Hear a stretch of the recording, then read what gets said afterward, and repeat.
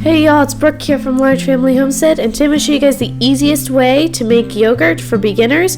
We're going to do it in the Instant Pot today, and I'm going to add a gallon of milk, but you might want to do less if this is your first time.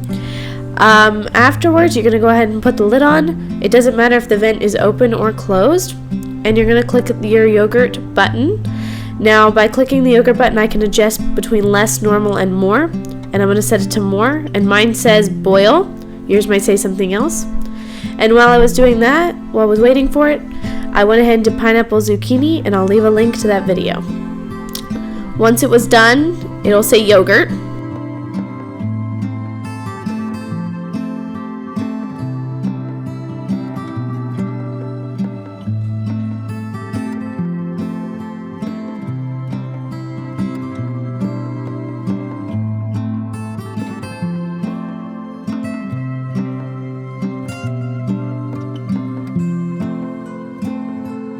Now you're going to go ahead and remove that film on the top of your milk.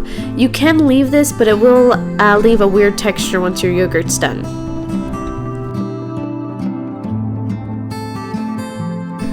Alright, and then next you're going to let your milk cool down to between 110 and 116. Mine was at 108. If it does drop too low though, you can just turn the Instant Pot back on to heat it up to where you need it to be. So you're going to take some of that warm milk out and set it aside into a smaller bowl. So you can add your starter to that. I'm just going to use some store-bought plain yogurt. You can also use heirloom starter. You'll need a 1/4 cup of yogurt if you're doing this for a gallon of milk. And I'm just going to go ahead and stir that into the warm milk.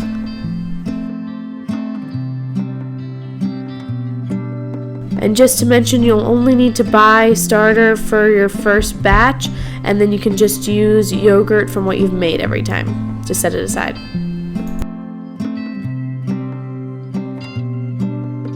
Now you can go ahead and add that all back into your Instant Pot with the rest of your milk and give it a good stir.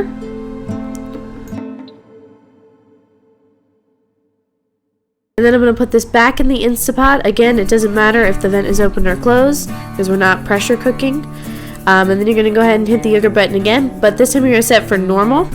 And depending on how thick you want it, you'll want to set it in between 8 and 12 hours. I set mine to 10. And just as a note, your Instant Pot will count up during this process, not down. After it's done, let it get to room temperature and then chill it for 6 hours. And this is what it'll look like afterwards. If you're looking for a smooth yogurt, then whisk really well. Or if you're looking for a thicker, tangier yogurt, then you're going to want to strain it. I wanted smoother yogurt, so I went ahead and whisked it really good. Thanks for watching. Make sure you subscribe and share this video. Bye!